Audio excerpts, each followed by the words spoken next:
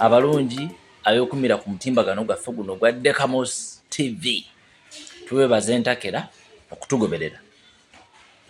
Abasiima betukola tubebaza ne ffe tusinga okubebazaako ensuso olw'okwefiiriza data wammwe n'obudde wammwe obw'omuwendo okulaba bye tubafumbira nga buli ssaawa mu kiyungu.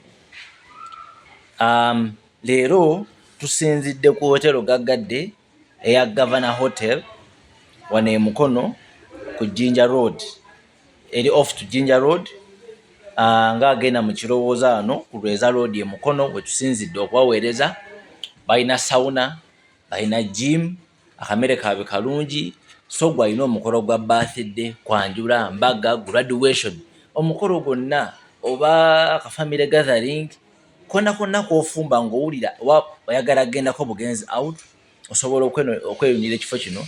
Balina emmere ennungi, abafumbi weebali abakugu, ate mmwe abanyumira ka kofi. Kofi ennaku zino afuuse kofi. Musobola okweyunira akafo kano. Kafo kasirifu nnyo, kesudde ebbanga n'akabuga kali mundako. Osobola okujja gwalina stress ng'owulira oli boss wa company, oyagala kufumba bwongo, kweza bujja.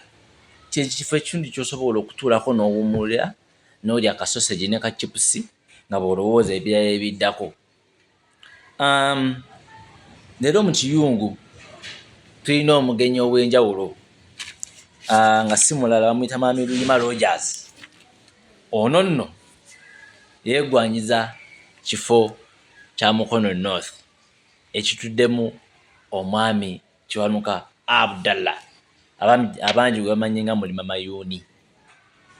Ekifo kino Mukono North eno yatinka nnyo ng'ekyalimu omusajja w'enaaleemu era yali minisita asinga obuto mu ebyo ebiseera, Honorable Ronald Kibuule. Era akalulu ka 2021 kagenda okuggwa. Oba tugiyita enjovu, waliwo slogan eyabadde etambula mu mupiira ey'enjovu. Tumanyi oba Honorable wammwe nayo yatuuka. Ey'enjovu ewalampye omuti. Ku luno enjovu ng'egudde wansi, okakkana Honorable Mulima Mayuni ayiseewo wakati mu kuvuganya okw'amaanyi. Oyo omusajja eyajjayo enjovu n'agisula wansi ku ttaka gw'oyagala okuggyayo. Ofaaki kutereeza. Omusajja yakamala ekisanja kimu, ekisanja yakiriira mu bunkenke bw'amaanyi. Lwaki muno tomuleka n'agira ng'akyali ako? Mwena muli bakibiina kyekimu. Okusookera ddala, sooka weeyanjulire abatuula abo balamuseeko, tutambule bulungi. Abantu bawongera okutegeera. Mwami Luyima Roggers yaani, abantu bandyagadde okutegeera. Bannamukono naddala okusinga. Neeyanziza nnyo ssebo olw'omukisa guno ogumpeereddwa okwogerako eri abantu abangi era abatuwuliriza. Amannya nze Luyima Roggers, omusajja omugave. Neesiimye nnyo okumpa obudde buno, era ebimu ku bigendererwa byange era ddala byensuubira okuba nti si byange nzeka wabula bya ggwanga lyonna era n'ekibiina kyange kyenvaamu ekya National Unity Platform, bye byokuba nti 2026 nzija nga mubaka wa Parliament Mukono North. Omuntu yandyebuuziza, oli wa National Unity Platform ne gwe yagala okujja wa National Unity Platform, bwe kutaba kulya nnyo ki ekikuleeze? Oli musajja musawo mutendeke, osomesa n'abasawo, akalimu olina. Okusinziira ku mbeera ya sitasi y'ebyenfunayo mu mulimu ogwo, tolabika bubi, olaga nti akasente olina. Ki ekikujja eno mu professionalism? Ojja eno mwagala tufe nga malwaliro teri basawo. Neeyanziza nnyo omukulu olw'ekibuuzo ekyo ensonga si yakulya nnyo, ensonga yakukolera ggwanga lyaffe era ensonga yakulaba nti eggwanga lyaffe litereera. Mu mulimu gye tuli bitambula naye era si bwe bulungi ennyo, era lwa nsonga nti eggwanga teriteredde. Era y'ensonga lwaki tugamba nti wadde gyali nga waffe alina byafubye okukola era n'ebiganye bingi. Ffe nga aba NUP ensonga yaffe si yakugenda mu paalamenti kuweza kye tulya, wabula ne bw'oba olina ky'olya ogatta amaanyi ku banno osobole okuba nti mutuukiriza ekigendera kyammwe eky'ekibiina.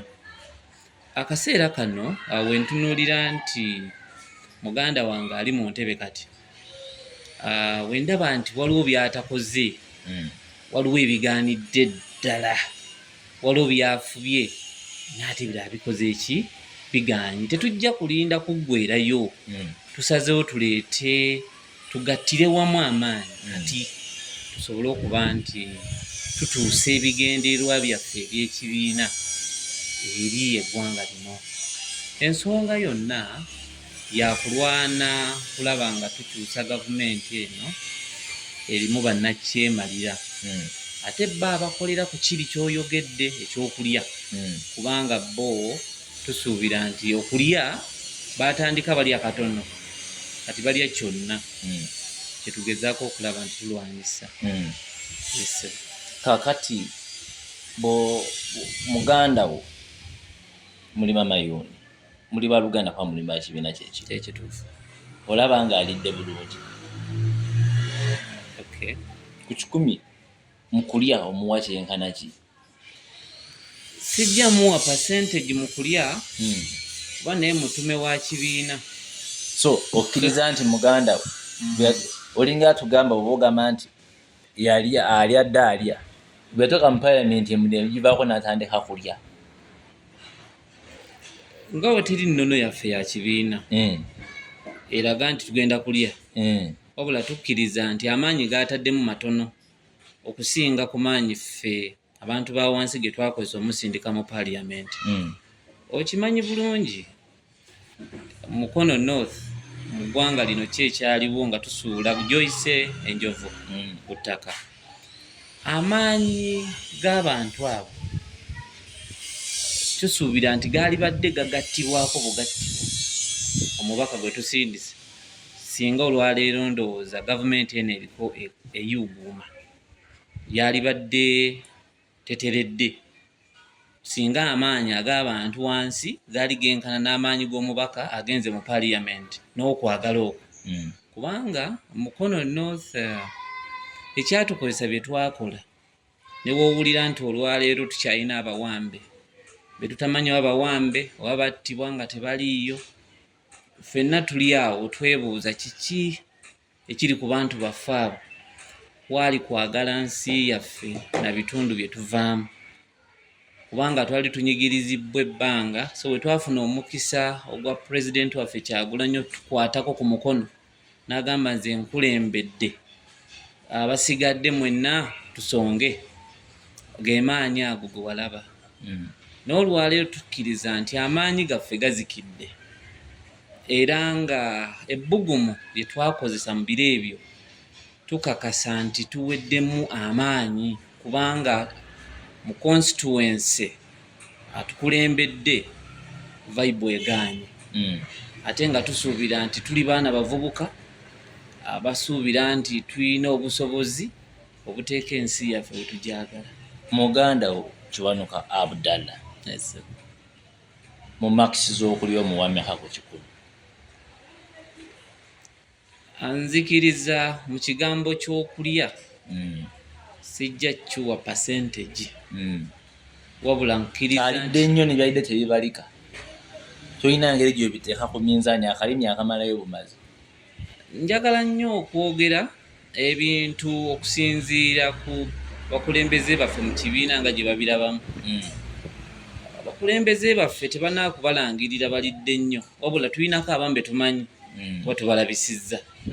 So amannya g'abantu bano era tugoolesezza. Sijja kukakasa nti owange naye alidde nnyo, wabula nsobola okugamba nti takoze bye tumusuubiramu. Nakoze bye tumusuubiramu. Yes sir. Mu byeyogedde ebiremye muganda wo Kiwanuka Abudhala y'ensonga y'abawagizi bammwe aba National Unity Platform abaakatwala mu biseera by'akalulu ka 2021.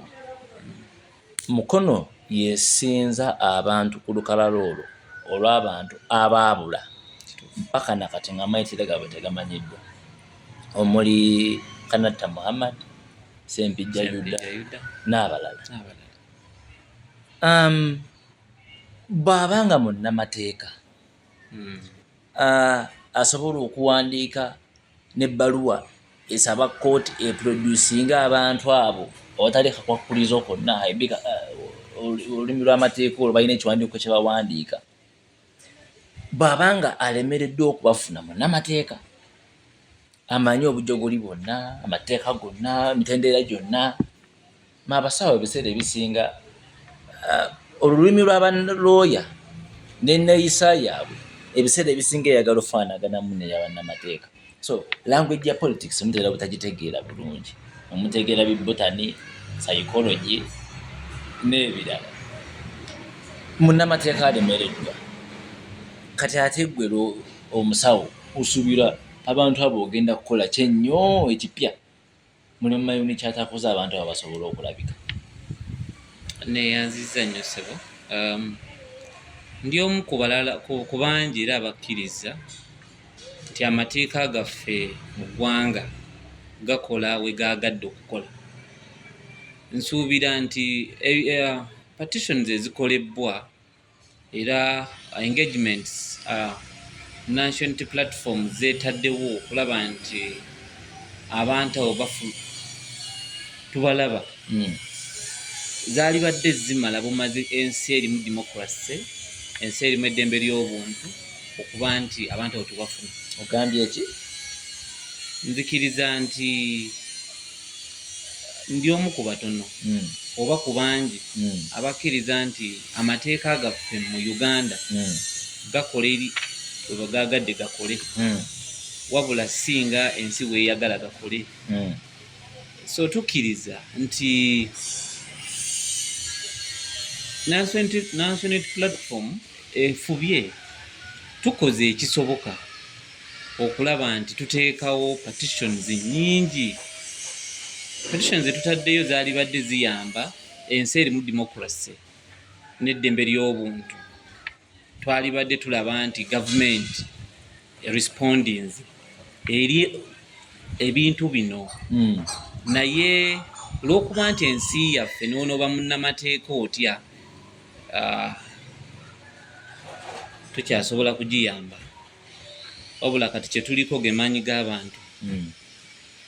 Era tusaana ndowooza tutandika okulaba ebintu mu ngeri ey'enjawulo, kubanga amateeka ge tulimu lwaleero tegakyasobola kukolera ggwe agayitaaga gakolera. So tukkiriza nti abantu baffe kye kiseera tulowooze ku ngeri endala ey'okunoonya engeri gye tuli bafunamu. Ndowooza otunuulidde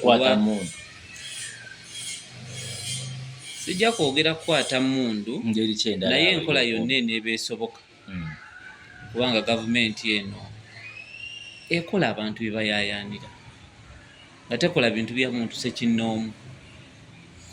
Olwaleero walabye tulina bannaffe abavudde mu makomera ne process gye bayiseemu okulaba nti bava mu kkomera, abamu badde balina okutunda emyoyo gyabwe kubanga babadde tebakyalina kyakkola olw'embeera eriwo. Baasibwa lwa kulwanirira ddembe lyabwe, baasibwa lwa kulwanirira nsi yaabwe, baasiba lwa kwagala nsi yaabwe, naye babadde balina okubateeka ku kisenge bakole ebyo bye batakkiriziganya nabo. Nkukakasa era kyebadde balina okuba nga bakola. Bangi ku bo mu kisenge kyabwe era bakirowoozaako ekyakolebbwa, n'olwokuba nti baafunye eddembe ly'okuba nti bali wabweru mu kkomera tubajagulizaako, kubanga ekkomera si kye kintu ky'oyinza okwagaliza munno. ekituufu ne bakuteekayo essaawa 2 zenkana emyaka 2 gy'oba omaze mu nsi. So omuntu akuggyako eddembe lyo mu ngeri yonna ey'enjawulo akuwaliriza okukolayo kyayagala. Kati ge maanyi ago ffe abantu ba wansi ge tutunuulidde nga tugamba nedda tuyinza okunoonyaawo enkola endala. Enkola endala tetujja gyogera wano, naye naawe ali wano ogimanyi ekirina okukolebwa okulaba nti gavumenti eno etwesonyiwa. Okusinziira ku mukulembeze bw'ekibiina kyammwe, naawe mu byoyogedde mukulembeze kintu kimu, maanyi g'abantu. Amaanyi g'abantu ge galiwo, gakola ddi, gatuulawa? Kubanga mwatugamba nakyemalira mugenda mujjako mu mwezi gumu, tukino ekisanja kiweddeko, era mwena mubisindika mu maanyi g'abantu. Maanyi g'abantu ge galiwa nga n'abasibe bamwe bamaze emyaka 4 mu kkomera. Amaanyi g'abantu ge galiwa nga bano Bakanata Muhammad Sempijja Yuda bakyabuliddwako amayitire. Amaanyi g'abantu galiwa, gasangibwawo, gatuulawo era gakola ddi? Neyanziza olw'ekibuuzo ky'ombuuzizza. Amaanyi g'abantu gasangibwawo ge gano goolaba genkozesa. Amaanyi g'abantu geego ge walaba nga tuli mu kalo ne galemezayo Sempijja Yuda. Ge walaba ago nga gajjayo gwe kiwayise kikozi wakiyise otya? Enjovu ge gali amaanyi g'abantu. Era amaanyi g'abantu geego goolaba nga wasituka n'atambula n'agamba enkya ngenda Mityana, ebibaawo mu ggwanga obiraba. Bagenza kulambula ge maanyi g'abantu. Era nzikiriza pulezidenti wange Kyagulanyi Ssentamu yayogeddeko eri eggwanga era n'ababuulira tuli mu nteekateeka eziddamu okutambula.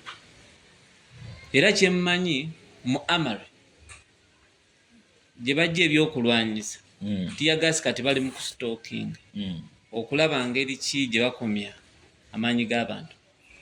Ago ge tuyita amaanyi g'abantu. Okulemezaayo tetumanyi gye bali. Singa tubadde tumanyi gye bali, era amaanyi g'abantu gaali badde era ogalabayo. Wabula kye batukoze kiri kibu kwe kulaba nti abantu baffe abo abaagalwa bwe batukweseeko. Naye tukkiriza nti enkola nnyingi ze tulina era tunaatera ozironkinga, era amaanyi g'abantu gajja kuvaayo. Tukkiriza ekiseera kinaba kituuse, gavumenti ejja vunnama. Ate amaanyi g'abantu twaligalabidde mu Uganda wokka. Banaye tubadde n'abakulembeze ab'amaanyi mu nsi eno. Oba otunuulira bulungi, Gaddafi yali yeeyita kikozi? Lion of Africa. The Lion of Africa. Kati wano tweyita ki? Simanyi. Kati oba tetumanyi. Kitegeeza nti oba the Lion of Africa amaanyi g'abantu gamuteeka wansi. Kati olowooza wano ewatalina linnya kinaaba kiti? Anti Gaddafi bamusula mwalimu n'abazungu. Kati mwagala abazungu bajje bawambe wano, si byebyo. Mwagala bajje batabangula wano. Gwe Libya ekusanyusa nga bwefaanana. So Nuupu bantu gwe member wa Nuupu ate oyagala kubeera mukulembeze bw'obanga weegwanyiza obubaka bwa parliament ng'ekifaananyi kyoyinza okutuwa eky'eggwanga temwagala okununula mutwalanga Libya. Now that's the kind of change. Are you heading us to an abyss? Okay. Ekituufu kiri ndi kyenjogedde tekigamba nti tugenda kufaanana nga Libya. Naye mbadde nkuwa ekifaananyi amaanyi g'abantu kye gayinza okukola. Okitegedde? Amaanyi g'abantu kye gayinza okukola ki? Nti ne weeyita the Lion of Africa, there is a time when you cannot be the Lion of Africa. You get it? The Africa remained, the lion goes.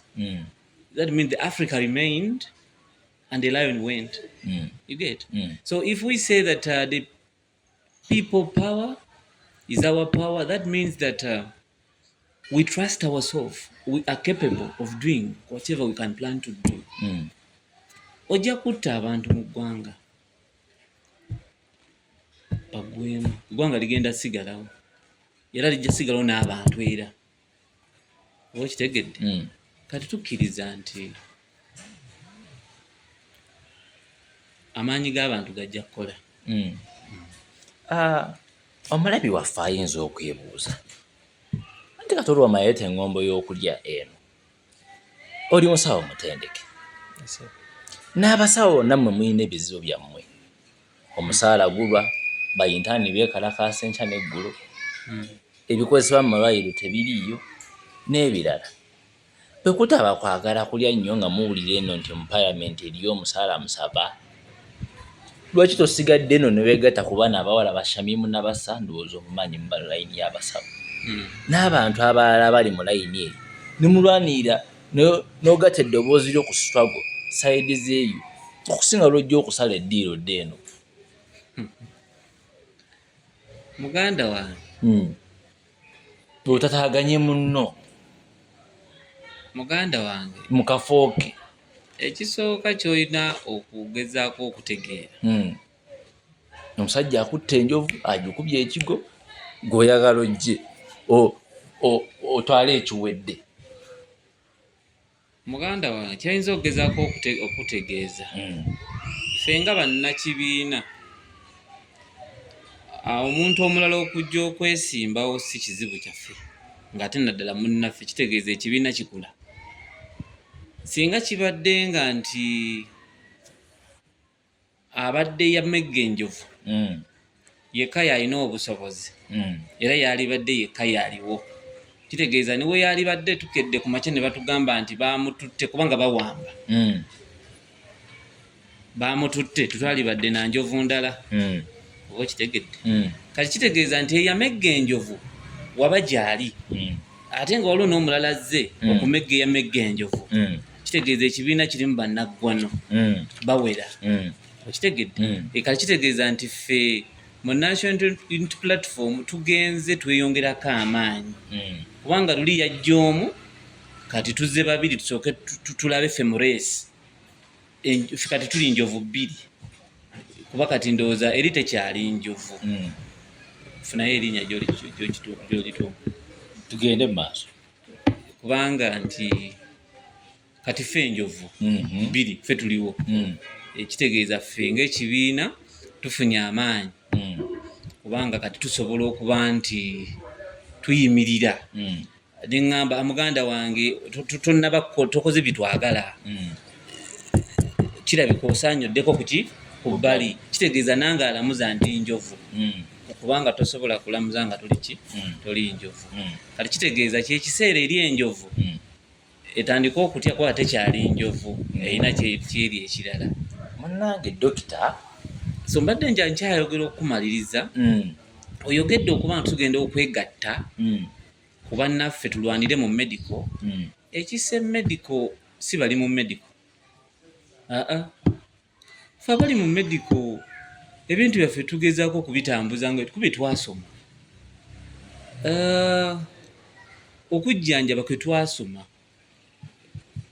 okugyawo obuwuka obuleeta obulwadde tukitegeera, naye ekizibu kivudde kuba nti regulations,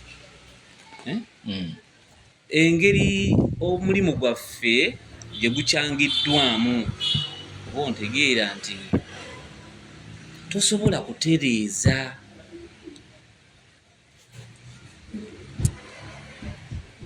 kugambye tosobola kutereeza lubuto ng'omutwe mufu. otegeeza ki dokita? Kati ffe abasawo tuyinza okuba tuli lubuto naye ate omutwe mufu. Kakitegeeza nti olubuto lufuna ebintu ebiragiddwa omutwe okubanga bikolebwa lulufune, oba kitegeera. Kati omutwe guba mufu, kitegeeza omutwe gugenda kulagira ebikyafu bigende mu lubuto. Inasooka n'otereeza omutwe luno olubuto ne lutereera. We are dealing from the root cause. oba ontegedde ekindeese kwe kukola from the root cause ku kizimba okitegeera nti kati nze ndi musawo lwaki tetusobola kubanga mu ggwanga Uganda abasomye obusawo babwenyumirizaamu lwaki mu Uganda tusobola okukeera ku makya ntugaa nti abasawo tebaliimu nga tebasomera wano bayitirivu lwaki bangi abafuluma eggwanga ne bakola ki ne bagenda lwaki tetulina ddagala mu malwaliro newe naasoma obusawo ng'ebikozesebwa tebiriiwo kati mbanji nkola ki tewali lwaki abalwadde baffe baalisigadde si bamativu kitegeeza nti ewava resource wafu kati gwe n'onoobeera omutuufu wano eri waki kiwayisa omutwe kati kyova olaba twagala tugendeyo tutereeze eri abaliyo eno kuba sinze eni musawo nze kaaliyo bajja kuganyula era nze mu bigendererwa byange ebimu kwe kulaba nti Mukono North afuuka ekimu ku kifo ekinaaba kyokulabirako naddala mu byobulamu kuba eyo eri yange tegeera ngimanyi bagamba mbu kaadi ya NUP yakugula gwogenda gigula sente mmeka ani agitunda secretariat tubiwulira nti gundi yali mu gundi zitunda kaadi gundi bwolaba ono kaadi ng'ogifunye gwogenda gigula mmeka muve mu bigambo ezo blackmail ababyogera ebyo babipanze bibeerewo ate nno muganda wange era be bali mu buyinza kati kitegeeza nti omutwe era gwe guli mu kuttatana abalala nze nzikiriza nti ffe ekibiina kyaffe tuli balambulukufu tuli beerufu era kyekibiina kyokka ekirina ennonda ey'enjawulo ku bibiina ebirala ey'okulagira tigundi bwesimbaawo gundi bwesimbaawo mu kifo ky'akamyufu abantu beesalira ebaagala balagira bulagizi dictatorship tebundaba nakutuuka mu buyinza naye muduumira abantu musalirawo abantu is that democracy nkukakasa teri gwe balagira wakati nze bakugamba bugambi tiketi yiyo twala gundi tukulabe twala kuba kati nze teri yandagidde kujja kwesimbawo wano kitegeeza ekimu ku bitali bituufu kyekyo ekikulaga nti ebyogera biki bifu ekyokubiri nti ffe tukkirizira mu bantu abalina omutima gw'enkyukakyuka ffe tetwagala nnyo mbeera yakuba nti omuntu apangibwa ne yeefuula ffe nga tali ffe tutwala obudde bungi okujja ku ground okunoonyereza omuntu ono ayagala okwesimbawo oba omuntu ono azze ddala kituufu alumirirwa abantu ba wansi nga wakyogera omuntu ono ayogera n'agamba nti waffe kituufu waffe enkola nnyingi ezitookebbwawo mu bintu by'okubanga tulonda nga zigendereddwamu okutuleetera abantu b'ekiboggwe kubanga kyangu nnyo ffe okuteekawo akamyufu abasajja aba NRM ne batuwa owaabwe ate ne bamuteekamu ssente ffe ne tumalirako amaanyi gaffe ne tumaliriza nga womanyi ebiri ewa ebintu byaffe ebibadde Masaka mubiwulidde mubitegedde baatandika abantu baffe era baakola ki tetusuubira nti baali bakola ebintu ebitufaanana naye ate kituufu tebaali baffe kubanga tukkiriza nti twogere ku bitaano ebitaano ani yabigaba parliament yogera mu butuufu ani yalagira bagabe ebitaano parliament twasoma judgment y'omulamuzi eggo mutima gwo kakasa nti ebitaano byali birina okuweebwa bakomishona mukama wange ze modulator wa sheno ezatanisa kumbuuza bibuuzo ebitaano bireta mu parliament kyova olaba gw'owulira gw'ombuuza kati nange nenkuddiza kuba gy'owulira nkulaga nti bikyamu tetuli badictator wabula enkola gye tutaddewo okuba nti tulonda omuntu agenda otukiikira mu paalamenti ye yokka gye tukkiriza nti ye ntuufu wali omuntu gwe tutaddeyo ye waffe. Mukono National Unity Platform yekutuddemu ebiwayi bibiri. Waliwo ekiwayi ekikkiriza mu maama Nambooze. Nabayo n'ekiwayi ekikkiriza mu maama Anifa Namukeene. Woman MP wa Mukono District. Bw'oli mu kyani. Kya Nambooze kya Nabukeene. Okay. Ojjukira akantu ke nakugambye nti kati ekibiina kikula. Ngulumba mukula nga mweyuzaayuzaamu we mutandisa okutula ali eno. Mpuga alina ekiwayi kye na manager alina ekiwayi kye. Mukono waliyo Nambooze side endala yiyo Nabukeene. Ku kitebe waggulu era wali abakkiriza mu Mpuga waliwo abakkiriza mu Kyagulanyi. Buli omu waali alinawo abantu be. That's what we call a growing party. Kyenkubuuza Nambooze waaki? Wano. Nabukeene waaki? Wano. Kaakati tweyuzizzaamu wa?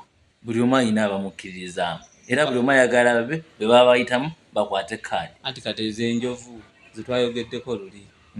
Zikulaga nti Nambooze w'amaanyi ne Nabukeene waaki? Ate abawagizi teri wa NRM ffenna tuli baaki?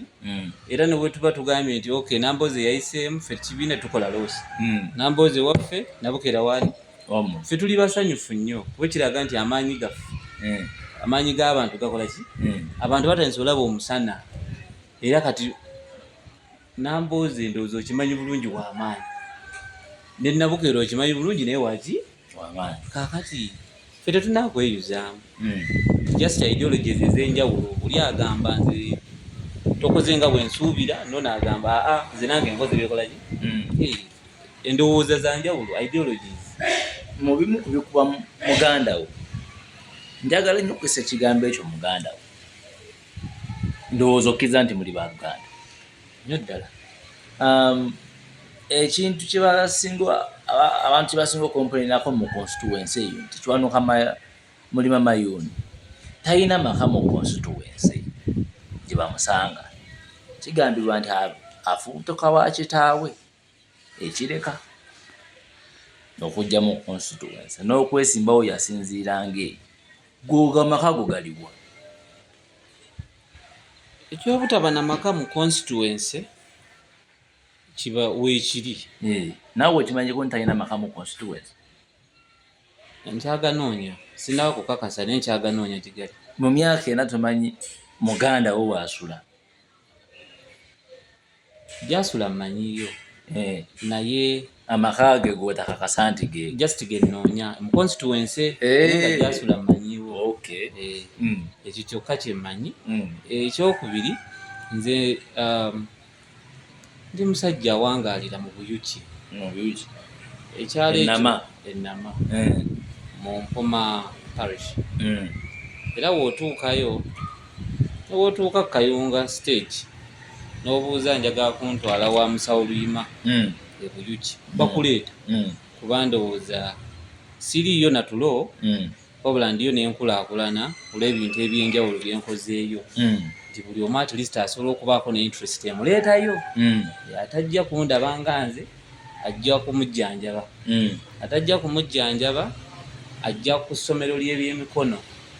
Atajja ku ssomero ly'ebyemikono ajja okunyumirwamu kubanga ninayo ekifo ekisanyukirwamu. So kitegeeza nti ekifo ekyo gye ndi visible. So Mukono North balina gye bansanga. Oyina address? Nina address. Muganda wo talina address? Sijja gamba talina address. Naye just kyeŋŋamba ekyomu constituency kye kizibu kyokka kye tugenze tusanga.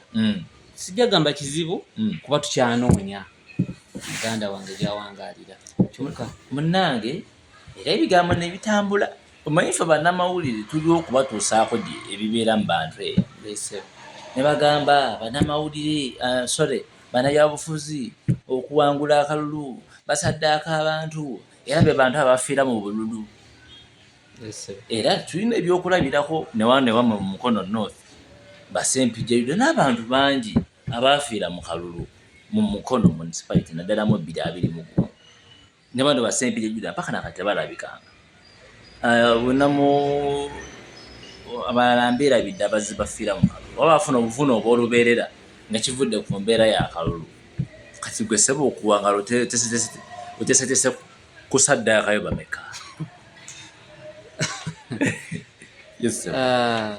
Muganda wange ekigambo ky'okufa ffe nga mu busawo tumanyi okufa it's a natural process. Omuntu yenna azaalibwa era alina akaseera ak'okufa.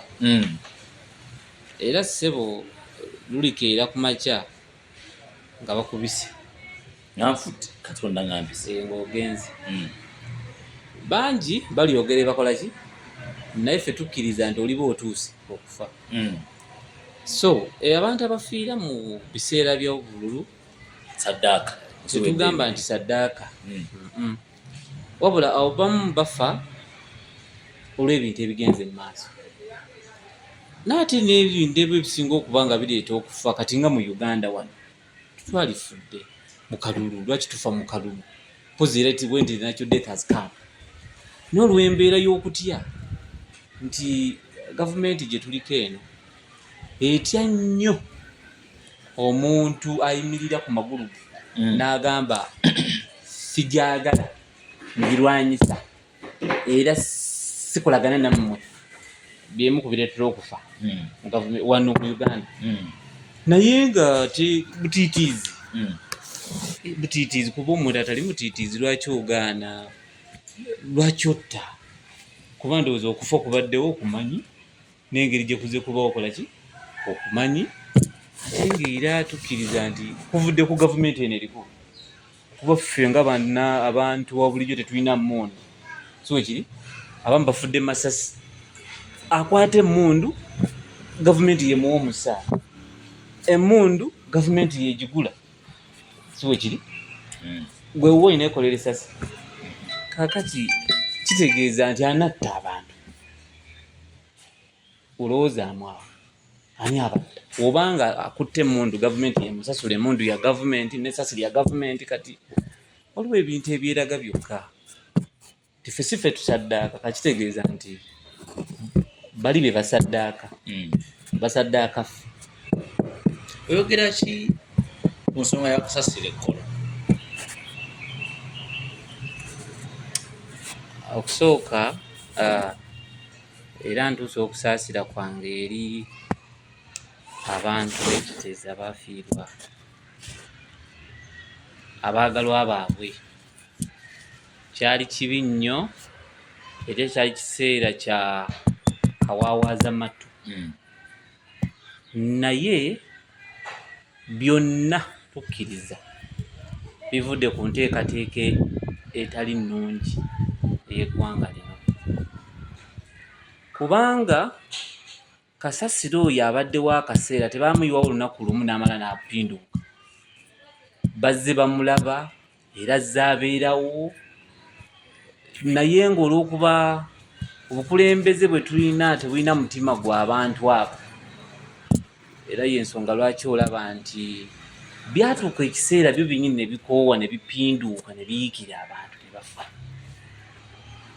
Era tunyola wamu nabo, era nsaba abantu abo olunaku luli kyalumu basitule maloboozi gaabwe. Ate n'ogenda n'owulira ddala okusaaliisa, oli ng'akeera ku makya n'agamba tukuwa miliyoni 2. Ziri 2 mwali mwagala bawemeka, obe nga weetereeze ng'ofiiribbwa omwana wo, mukyalawo, akayumbako, bakuwe miliyoni 2 zentwala mu supermarket wali ku biduwe, n'ensansanya olunaku ne ziggwawo, n'esigala nga n'emmotoka gye ngenze nayo n'omutto ogumu tegujjudde.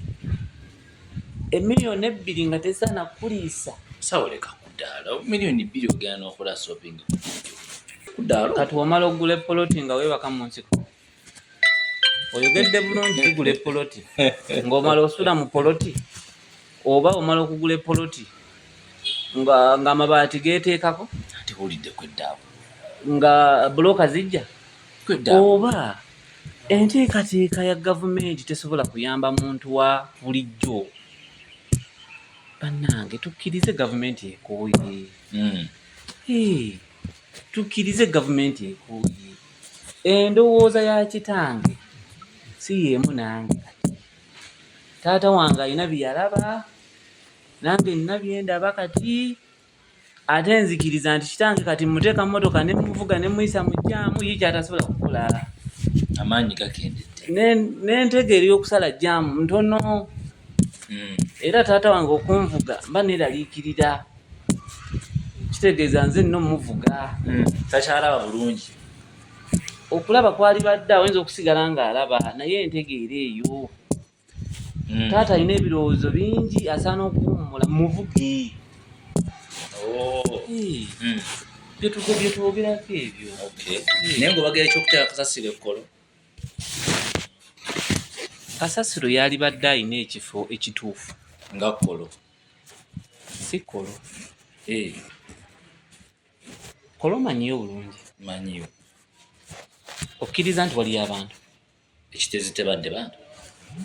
Kati kyoyagala kasasiro kye yakola ekitezi kyabakola ekkolo. Ate ekitezi babadde bangi nga beegasegasa ne kkolo abantu beeyawuddeko kasasiro. Gwe baakugamba kasasiro w'ekiteezi yajjula lunaku lumu, oba gwe baakugamba abantu b'ekkolo balekeddeawo okuzaala nti kati baataddewo ka boundary, kyoga kifu tekijja kujjula. Bannange twagala gavumenti esobole okulowooza obulungi nga tuba ne kasasiro kituufu ava mu bantu naye tube gye tumuteeka ew'enjawulo.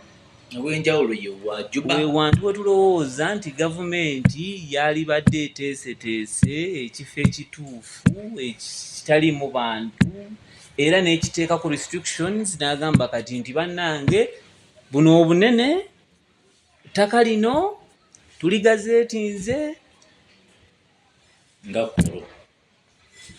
Si kkolo. Si kkolo. Kati abantu sikkiriziganya nakyakuteeka kasasiro kkolo. Honorable. 2026 atuuse. Abantu bakulonze. Bakuwadde akalulu. Oyingidde parliament. Tusiigire ekifaananyi kye ky'ennaku 10 ezisooka bye wandikoze. Mu nnaku 10 ezisooka. Ennaku 10 ezisooka. Enkyukakyuka ez'omuggo ze wanditandisa nazo. Okulayira kasita kuggwa. Tukuwedde okulaba kuwe. Anti gavumenti nesuubira ensasage. Bakuwadde bukadde 5 ogenda okula emmotoka. Ne bakwongera ebirala 3 weekubeko enfuufu. Ezo ziba zaakaggwa n'omusaala ne gutuuka. N'oyongera okujooka. Esente ezo badde atambulira mu mutuka kolona oguze Range Rover Sport. Nnaku 10 ezisooka. Babuwe kyakulabirako. Okituwadde n'ekitegeeza nti ekifaananyi kyompa kitegeeza nti ebigendererwa byange ebyetwala mu paalamenti kwe kweddaabulula. Anti bye tulaba mu nnaku 10 ezisooka. Nze neddaabulula dda. Nze neddaabulula. Oyagala kuyingizaawo. Kwegamba n'okweddaabula kwenjogerako. Neddaabulula dda mu birowoozo ebyange. Kubanga nti ennaku 10 nsuubirawo embeera etandikirawo okulaga gavumenti nti tugikooye. Era nsuubirawo okukunga okuliba okw'amaanyi okutandika olaga gavumenti tugikooye era n'okuteekawo embeera yonna eteekawo omuwaatwa okufulumya gavumenti eno mu buyinza. Njagala nnyo muganda wange Zaake w'Emityana alina ebintu byakola. Singa twafunayo ababaka ba paalamenti we batyo nga Zaake. Gwe omuyita kipaku ffe byakola bitukolera. Kubanga omubaka oyo ye muntu atasudde mukono mu paaliyamenti. Era ateekawo embeera eraga nti si mumativu n'ebikolebwa gavumenti eno. Era ye musajja newoba bamugambye toyita wano akkiriza nti mu nsi entuufu badde nina okuyita waawo. Lwaki oŋŋaana okukola ki? Okuyita waawo. kati olw'okuba ate nze ndi mu sayidi eno ennaku 10 nsuubira kulaba ngeri ki Mukono North era weebanga esobola okutuuka wenjagala. Nsuubira okukolera abantu bange ab'e Mukono North enguudo mu bintu enguudo si zaffe naye njagala okukozesa obuyinza ne line gye nnina mu bukulembeze okubanga oluguudo lukolwa. Okitegedde? Ekyo kimu. Era mu nnaku 10 ezo nsuubira okulondoola amalwaliro gano ndabe nti ddala obuweereza obuweebwa abantu mu malwaliro gaffe ge tulina mu kitundu bwe busaanidde. Ze nsasage ze njogerako kitegeeza wensanga nti eddagala lyaffe erya gavumenti lyerowooza lyetuwadde oba lyetulina okubeera nalyo nga tetulirina yensasage gye nzizaayo. Manyi fe abalina ebirowoozo ebyokuteesa eri ebitundu bye tuvaamu paalamenti batuwa obuddakiika butidi kati awo tujja ositukira nga tetulinda kutuwa mukisa. Era nsuubira okulaba nti abantu bange bannamukono abatalina mirimu mbayambye ntya. Obwavu bufumbekedde ekitundu kyaffe. Gavumenti eno yatusuulira dda kati gwogenda kujobawo entandikwa. Kati kyenjagala okuba nti ntandika okukolako abavubuka mbayambye ntya. Nina ekkolero ettendekero lyengezaako okugaziya n'okuzimba mu by'emikono. Nsuubira nti abantu be ŋŋenda nsikiiringa basobola okuba nga bagattibwako mu ngeri y'okufuna emirimu. Bukoosi buno bwa myezi emeka 2 short courses. Kanika masimu, kanika piki, kwa buli muntu wogula epiki osanyuka naye ate nze makanika nfunamu. Omuntu wogula akasimu osanyuka naye ate nze makanika nkola ki? Nfunamu. Weyatikira screen yono ejjo gizereza. Kale bingi byendowooza okuba nti ntuusaako emikono mu nnaku 10 era si biseera bya kunyumirwa. Bijja kuba biseera bya ntuuyo. Kulaba nti ennaku 10 ndaga nti lwaki njagala muganda wange aliko aveeyo nze nzije. Era y'ensonga naye njagala bw'anaaba avuddeyo ng'atudde mu katebe ke gy'awangaalira agambe kituufu muganda wange yali replacement nnungi. Yes. Obubaka obusembere bannamukono. Neeyanzizza nnyo ssebo bannamukono North. Nze omubaka wammwe ajja Luyima Roggers, omusawo omutendeke ate era omusomesa w'abasawo. Mbasaba okwebeereramu omulundi guno nga tulonda omubaka wa Parliament nti nina ebirowoozo era ebikolwa byensuubira nti binaatuyamba okutwala Mukono mu maaso. Kkiriza onneesige era ompa obuwagizi bwo era atannaba kuwulira ku linnya eryo limugambe tusobole okugatta amaanyi ku muganda waffe pulezidenti waffe Robert Kyagulanyi Ssentamu ku mulanga gwatukubiriza era kyatenda atutembeeta ngeri gye tuyinza okukyusaamu eggwanga lino nga twebeereramu. Tuli mu myaka egikola era tuli mu myaka egisobola okukyusa eggwanga lyaffe tuliteeka abaana baffe gye banalisanga nga walungi. Mwebale nnyo kutuwuliriza.